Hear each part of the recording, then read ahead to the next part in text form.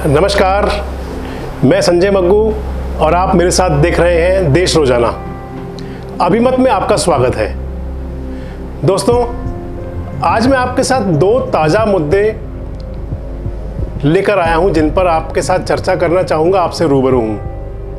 पहली तो हरियाणा के पूर्व मुख्यमंत्री और इनेलो सुप्रीमो ओम प्रकाश चौटाला ने फतेहाबाद में एक बयान दिया। ओम प्रकाश चौटाला जी ने ये कहा कि अगर किसान चाहेंगे तो अभय सिंह चौटाला दोबारा इस्तीफा देंगे। यानी कि जिस ऐलनाबाद से अभी 4 दिन पहले अभय सिंह चौटाला जी लगभग 6700 वोट से चुनाव जीते थे, उपचुनाव, क्या वहां की जनता को एक बार फिर उपचुनाव झेलना पड़ सकता है? और दूसरी, आज रोहतक के सांसद अरविंद शर्मा ने एक बयान दिया है। किसान मुद्दे पर एक बार उन्होंने इस तरह का बयान दिया जो किसानों को भड़काने वाला है। बयान इस बात पर कि जो 5 नवंबर को हिसार में किसानों ने राज्यसभा सदस्य रामजीलाल जांगड़ा को बंधक बनाया और रोहतक के अंदर मनीष ग्रोवर जी को बंधक बनाने का प्रयास हुआ। इन दोनों घटनाओं पर आज मैं चर्चा करने के लिए आपके समक्ष उपस्थित हूं। दोस्तों, पहली घटना पे चर्चा करेंगे। पहला जो घटनाक्रम है वो आदरणीय ओम प्रकाश चौटाला जी का वह बयान जो फतेहाबाद में दिया गया, जिसमें उन्होंने कहा कि अभय सिंह चौटाला एक बार पुनः किसानों की राजनीति करते हुए इस्तीफा दे सकते हैं, किसान मुद्दे पर इस्तीफा दे सकते हैं। अगर किसानों ने उनसे कहा कि वो त्यागपत्र दे दे तो त्यागपत्र दे सकते हैं। बड़ी बात यह है कि जब उन्होंने पहले विधानसभा से त्यागपत्र दिया था, मुद्दा उस समय भी यही था कि जब तक 3 कृषि कानून वापस नहीं होते वो विधानसभा में नहीं जाएंगे। बहुत अच्छे फैसला था उनका अपना फैसला था। उन पर हमें और किसी को कोई भी ऐतराज भला क्यों कर हो।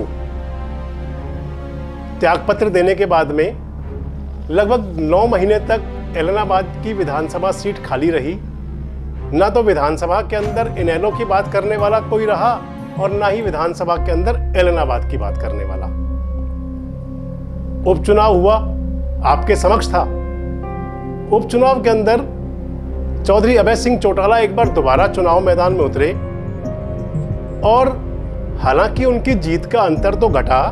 मैं उसके पीछे वाले घटनाक्रम में नहीं जाना चाहूँगा, उसके पीछे वाली बातों में नहीं जाना चाहूँगा, क्योंकि वो सभी आप पहले कई बार देख सुन चुके हैं। जो लगभग 13,000 का उनका 2019 के चुनाव का अंतर था, वह घट कर के रह गया लगभग 6500, यानी कि 6700 के आसपास की उनकी दूसरी बार चुनाव में जीत हुई। दूसरी बार चुनाव में जो उपचुनाव में अभय सिंह चौटाला जी गए थे, वह किसानों के मुद्दे पर गए थे।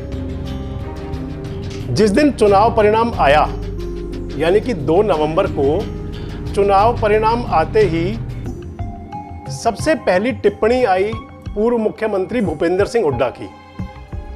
हुड्डा जी ने कहा कि अभय सिंह चौटाला जी को बधाई तो दे रहा हूं, साथ साथ यह भी पूछ रहा हूं कि क्या वे पुनः विधानसभा से इस्तीफा देंगे।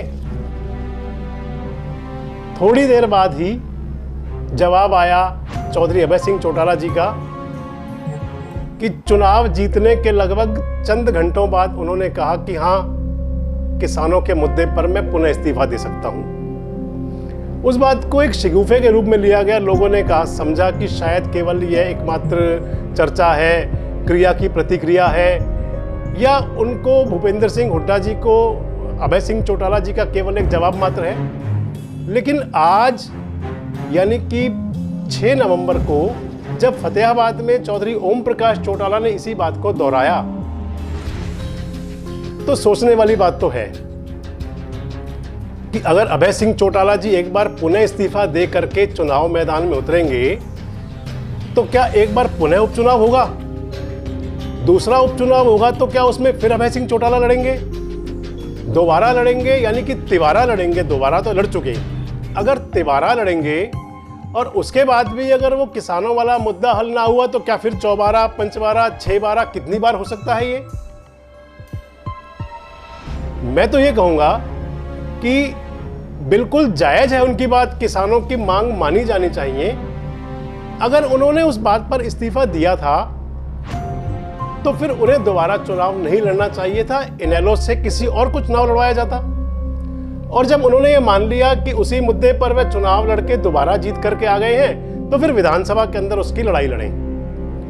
क्योंकि एक उपचुनाव मात्र कहने के लिए उपचुनाव है, उससे जो जनता पर और सरकार पर जो आर्थिक बोझ पड़ता है उसके बारे में गंभीर मंथन किया जाना चाहिए कि क्या जनता को फिर से एक बार उपचुनाव में धकेला जाए, क्या सरकारी खजाने का करोड़ों रुपया एक बार फिर से बिना वजह के चुनाव में लगा दिया जाए।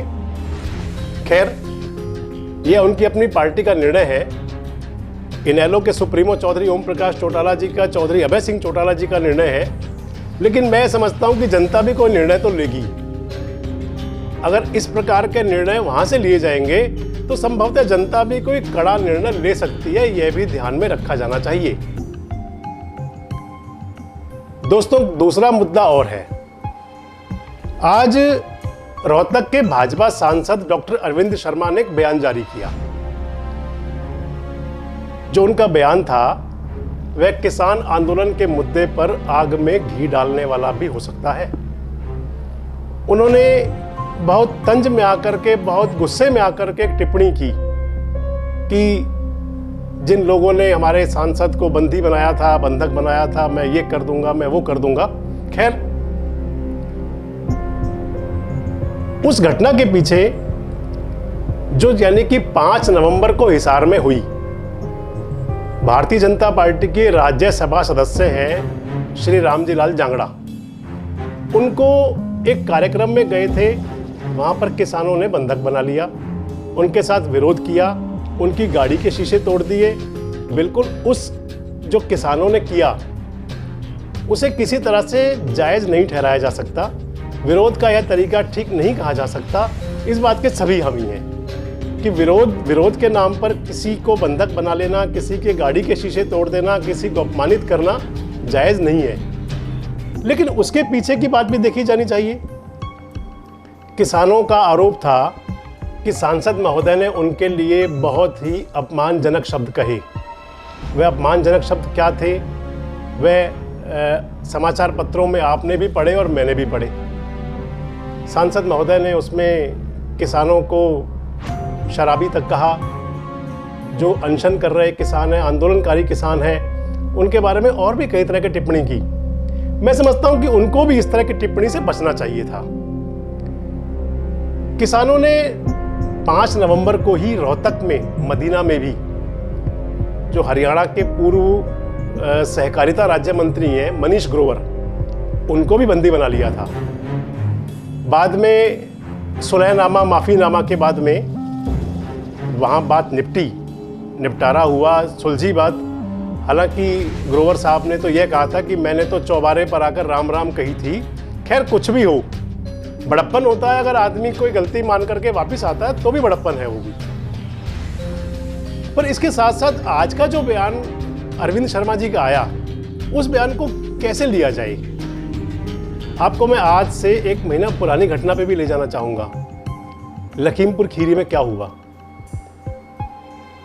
मंत्री जी के पुत्र की गाड़ी से 4 किसान मारे गए, जिसकी वजह से बहुत बड़ा बलवा होना था, जिसे राजनीतिक सूझबूझ से उत्तर प्रदेश की सरकार ने और किसानों ने मिल बैठकर सुलझा लिया।